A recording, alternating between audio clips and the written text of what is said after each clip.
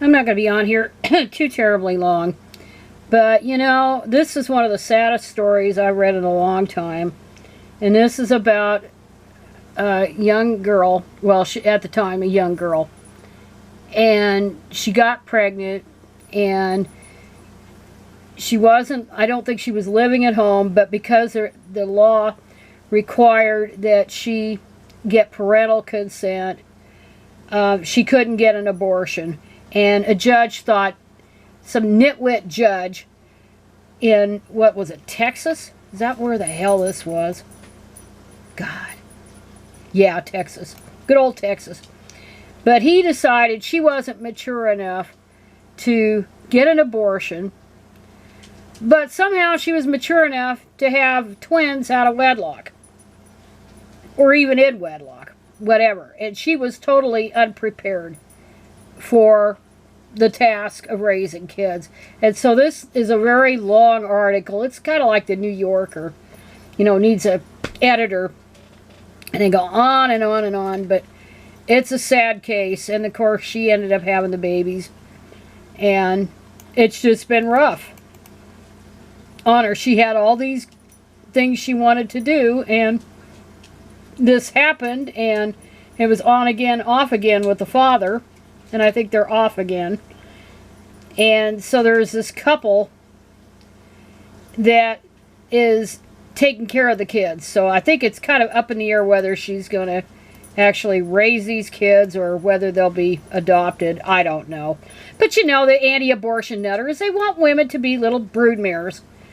Especially if they're white. For these so-called desperate, childless couples. And, you know, and that's supposed to be what it is. It's a complete cavalier attitude about pregnancy, that women could die in it, that there could be complications of it. And not only that, but, you know, in many cases, this one didn't feel motherly. But a lot of women, young women, you know, they bond with that baby or whatever. Bond with the baby, and then they regret like hell down the road that they gave the baby up. Or, if they didn't, and they went on with their lives, there's always the worry in the back of their mind that that kid is going to contact them years down the road, and maybe they've got more kids and a spouse and all that, and they don't know anything about her mistake, you might say, as a teenager. But anyway, the anti-abortion nutters, this is what they like. They love these parental consent laws, which they talked about in here in detail.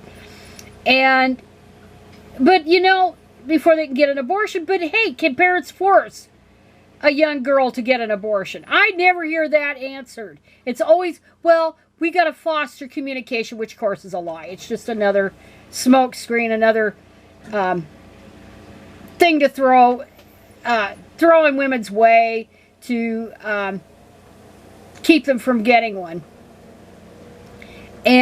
But we always hear that, but we never hear about the parents who want their daughters to have abortions and the daughters don't want to have them. Where's the anti-abortion argument there about parental communication and parental rights? Hey, it's out the window. So they're full of shit. And speaking of full of shit, old Caitlin Bernard, that was the doctor that talked about but didn't mention by name the case of having to perform an abortion on a 10-year-old girl who was raped. And we all know about that case. And the girl lived in Ohio, but she couldn't get an abortion because this is right after Roe v. Wade was overturned. So, and Ohio's trigger law was put in. So she went to Indiana, which at that time hadn't put in a bunch of anti-abortion crap. So this doctor performed it, but now the AG's trying to just harass her out of her damn career. Indiana's Republican Attorney General on Wednesday asked the state medical licensing board to discipline an Indianapolis doctor who has spoken publicly about providing an abortion to a 10-year-old rape victim who traveled from Ohio after its more restrictive abortion law took effect. And this is all lies here. This, what the complaint is saying. The complaint alleges that Dr. Caitlin Bernard violated state law by not reporting the girl's child abuse to Indiana authorities and violated patient privacy laws by telling a newspaper reporter about the girl's treatment. No, she didn't violate anything. And they know this. This is like McCarthyism. Going after somebody who dared to speak out and do something that she felt ethically bound to do. She didn't violate any laws. That was all debunked. It was reported, and she had maintained that her abuse had been reported. It's been backed up by the media and Child Protective Services officials before the doctor ever saw the child. And Bernard's lawyers argue that this Rokita critter, who's stridently anti-abortion, has been spreading false and misleading information about the doctor with his investigation allegations for several months. Time for a lawsuit. Time to sue him into the ground. I think didn't she consider it? I mean, he's just absolutely is slandering this doctor. And that is it.